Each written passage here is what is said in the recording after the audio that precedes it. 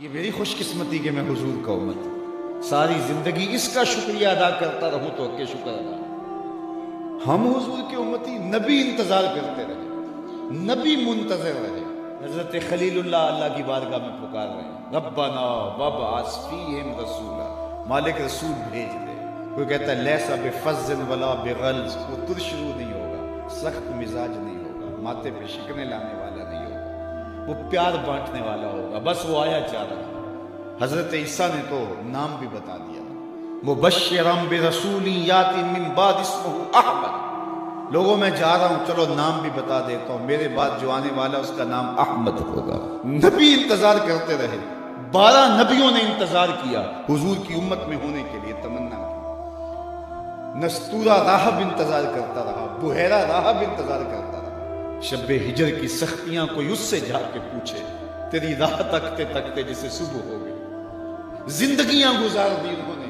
سلمان فارسی کی کہانی سن لو، مجوسی کے بیٹے تھے، حق کی طلب میں نکلے، باپ نے گھر سے نکال دیا، ایک پادری کے پاس جا کے رکے، زندگی بھر اس کی نوکری کی۔ جب اس کا آخری وقت آیا، اس نے کہا میری تدفین کے بعد غموریا چلے جانا، وہاں کا پادری خدا رسیدہ ہے، تجھے اس سے کچھ مل جائے۔ کہتے میں وہاں سے غموریا آ گیا، پھر اس پادری کی ساری زندگی خدمت کی۔ جب وہ مرنے لگا تو اس نے کہا کوئی ایسا شخص نہیں ہے جس کے پاس اب میں تجھے بھیجوں، لیکن نبی آخر الزماں کے ظہور کے لمحے آ گئے، تو یہاں سے یثرب چلا جا، وہ اس نبی کی ہجرت گاہ ہوگی، تیری زندگی سنور جائے گی، تو نے بڑی محنت کی ہے، بڑی نوکری کی ہے میری۔ کہتے میں نے اس کو کہا کہیں ایسا نہ ہو میں دھوکہ کھا جو مجھے کوئی نشانی بتا۔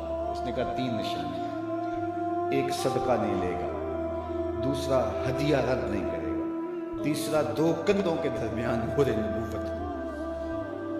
کہتے میں نے اس کی تدفین کی، یثرب کی جانب جاتے ہوئے ایک قافلے میں شامل ہو گیا، انہوں نے مجھے پکڑ کے اپنا غلام بنا لیا، لیکن میرے پہ مہربانی یہ کی کہ مجھے بیچا جا کے مدینے میں۔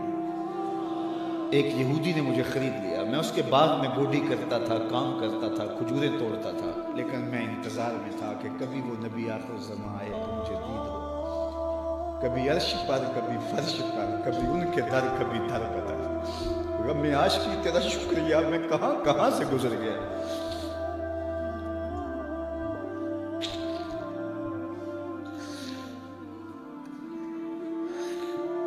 کہتے ہیں ایک دن میں اپنے باغ میں کھجوریں توڑ رہا تھا کہ ہواؤں میں مستی پیدا ہو گئی اور ہر سمت سے طلع البدر علینا کی صدائیں گونجنے لگیں۔ میں سمجھ گیا کہ وہ لمحے آ گئے، میں نے چھلانگ لگا دی اور دوڑ پڑا۔ میرے آقا نے سمجھا شاید غلام بھاگ گیا، اس نے دوڑ کے مجھے پکڑ لیا۔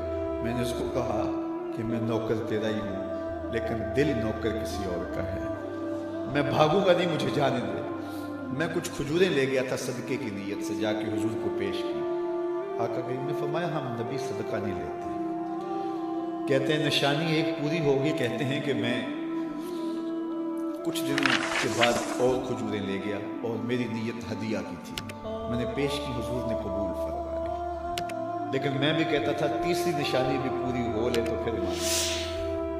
اور وہ کیا تھی؟ 2 کندھوں کے درمیان مہر نبوت۔ کہتے ہیں ایک دن حضور کے باغ میں اور آقا کریم نے اپنے مبارک کندھے پہ چادر رکھی ہوئی تھی اور چادر کی اوٹ میں مہر نبوت چھپی ہوئی تھی، اور میں پیچھے ہو کے دیکھتا تھا، اور میری آرزو یہ تھی کہ کوئی تیز جھونکا ہوا کا آئے اور چادر ہٹ جائے اور میں مہر نبوت کی زیارت کر لوں۔ حضور میرے ارادہ قلب سے آگاہ ہوئے، فَأَلْقَى إِلَيَّ رِدَاءَهُ، حضور نے چادر اتار کے میری جانب پھینکی اور پھر ایسے رخ کر کے فرمایا انظر الی ما امرت بہ، اس پادری نے جو بتایا تھا دیکھ لے آ کے۔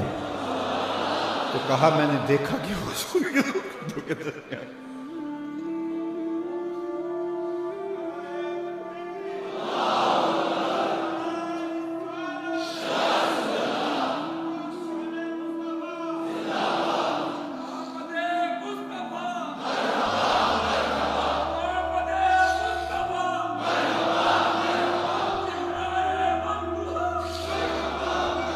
شب ہجر کی سختیاں کوئی اس سے جا کے پوچھے، تیری راہ تکتے تکتے جسے صبح ہو گئی۔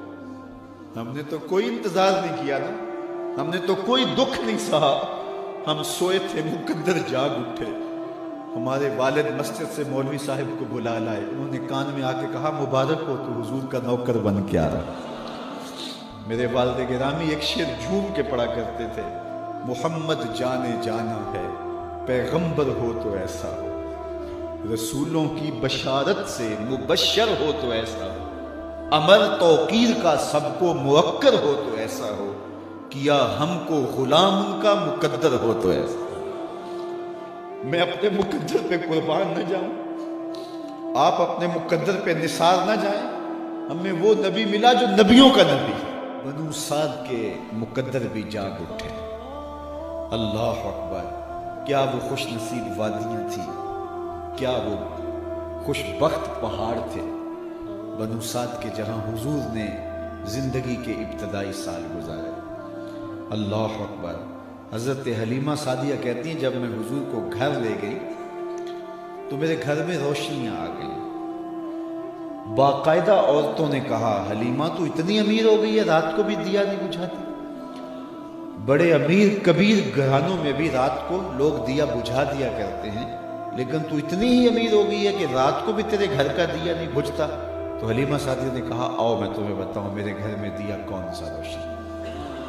باقاعدہ ہم جولیوں کو بلایا, پالنے میں حضور تھے, اشارہ کر کے کہا ما کننا نحتاج الی السراج من یوم اخذناہ, جب سے یہ پیارا گھر آیا ہے میں نے سارے دیے توڑ دیے.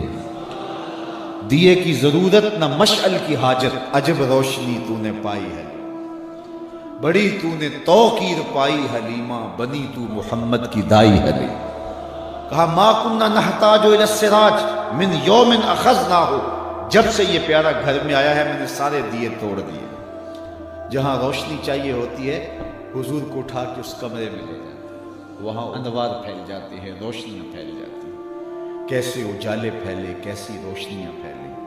حلیمہ دا چھپر کھجوری دے تھلے, حوراں بچھالے نوری مسلے, فرش تو عرش تک پہ گئی دہائی, حلیمہ نے لٹ لئی خدا دی خدائی.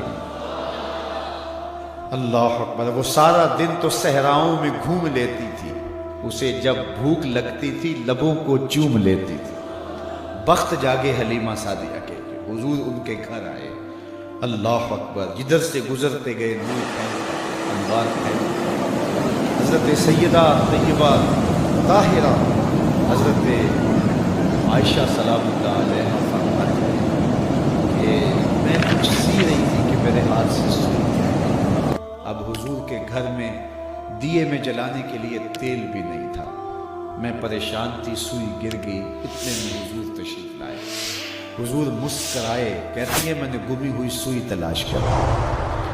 اللہ اکبر. تو یہ روشنی تھی, یہ انوار تھے. اللہ اکبر. اذا ضحک یتلالع فی الجدر, جب حضور مسکراتے تھے سامنے والی دیواروں پہ عکس پڑتا تھا.